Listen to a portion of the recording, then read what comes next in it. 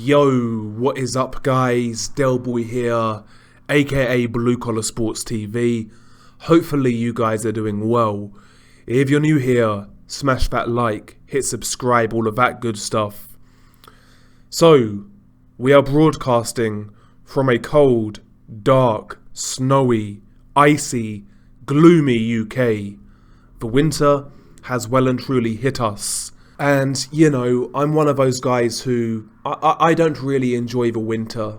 I don't like the dark nights, the early dark nights, the cold, the rain, the wind, the snow, the ice. It's not my style, it's not my jazz, you know? But, you know, sometimes in winter, we may be feeling a little down, and we need something to invigorate us. Something to get our blood pumping, and get us excited. And quite frankly, Lucas Browne versus Manuel Charr, going down on the 17th of December, does exactly that. This is one of those fights where you will be asked by your grandkids, your future offspring, you know, where were you when Lucas Browne fought Manuel Charr? The fight goes down on the 17th of December, and it takes place in Dubai. Apparently this card is what they call a WBC Fight for Peace card. Whatever that means, I don't know. But what we do know is we have a tremendous heavyweight fight between two supremely conditioned, skilled, athletically gifted athletes, fighters, you know, and all for the bargain of $19.99 on Fight TV. What a bargain, what a bargain. But I digress, let's talk seriously for a minute. I am actually somewhat looking forward to this fight. It's a bit of a degenerate fight, quite frankly. Lucas Browne, one of the weirdest guys in boxing in my opinion. Every time I see this guy, I feel like this guy's into some weird shit. I mean, look at this guy. He's the sort of guy who obviously wears coloured contact lenses.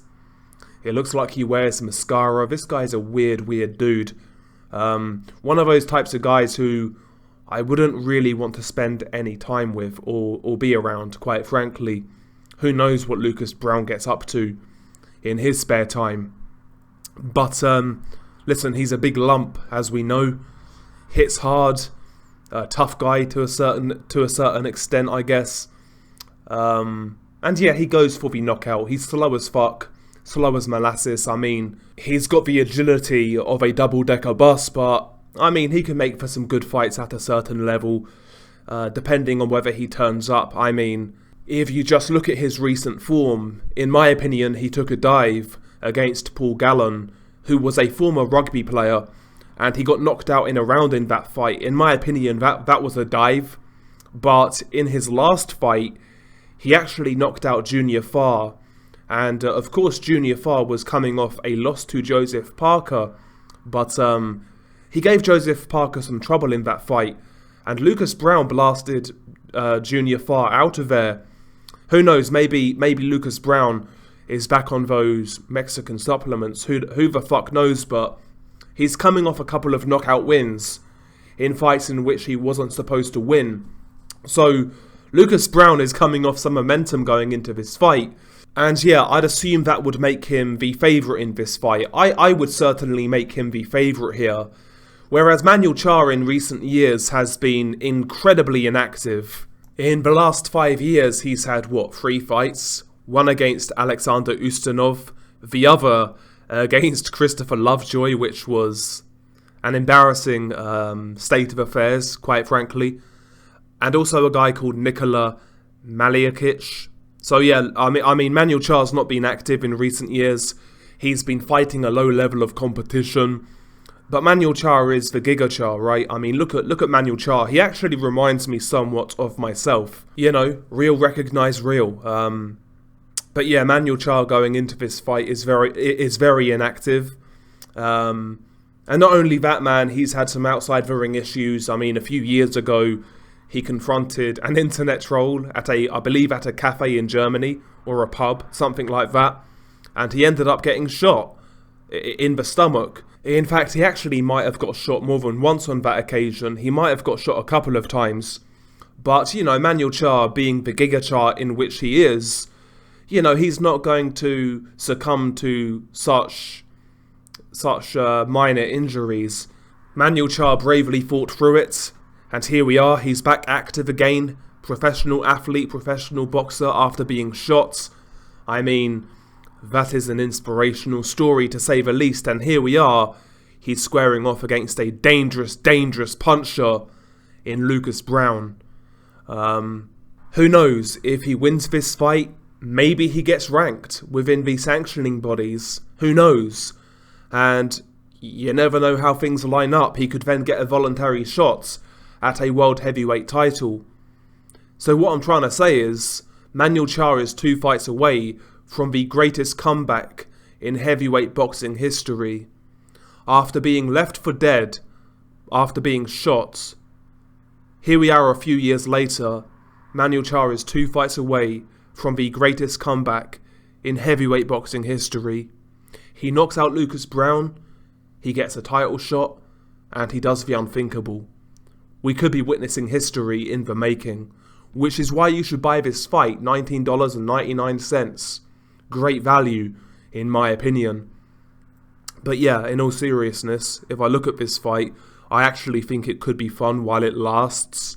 When I say fun, I mean so bad that it's good, that sort of fun. But yeah, I mean, Manuel Charr, 38 years old. Lucas Browne is 43 years old. Both of these guys have seen better days, and even in their best days, let's be real, they weren't great, were they? They weren't like top 10 heavyweights or anything like that, but this could be one of those random heavyweight fights that is somewhat exciting for as long as it lasts, just because of how depleted both guys are. Again, both guys are super slow. Both guys have taken some bad knockouts in their careers. I recall Manuel Charr getting iced cold by Maris Briedis. He got beat up by Vitaly Klitschko. Got shot in the process as well. Whereas Lucas Browne got flatlined by the likes of Dillian Whyte, for example. Got knocked out by Dave Allen. Yet here we have him right now. He's having a career resurgence, coming off a win over Junior Farr. So based on recent form, based on activity, I would make Lucas Browne a favourite. But I have to stick to my own here. I need to be rooting for my fellow Giga Chad in the Giga Charr, which is Manuel Charr. So, listen, I'm hoping Manuel Charr pulls it out. I'm hoping he pulls off the victory. Giga Charr army all the way. But how have you guys got this fight? Who are you picking to win in all seriousness?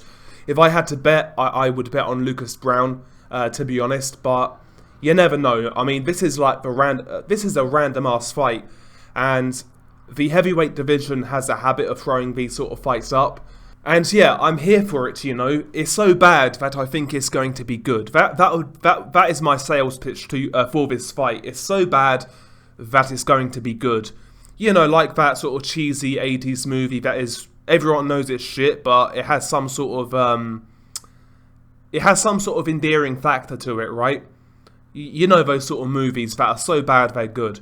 Or that girl, right, who you look at her, she ain't nothing special. In fact, you probably wouldn't want to be seen with her. But, when you get her between the sheets, it's actually a lot of fun, I'm sure we've all been there. But yeah, this is one of those fights. I will set this date on my calendar, and I'll be waiting with anticipation, excitement, and intrigue, quite frankly. But yeah, share your thoughts below. It's been your guy Delboy. What do you make of this fight? Peace.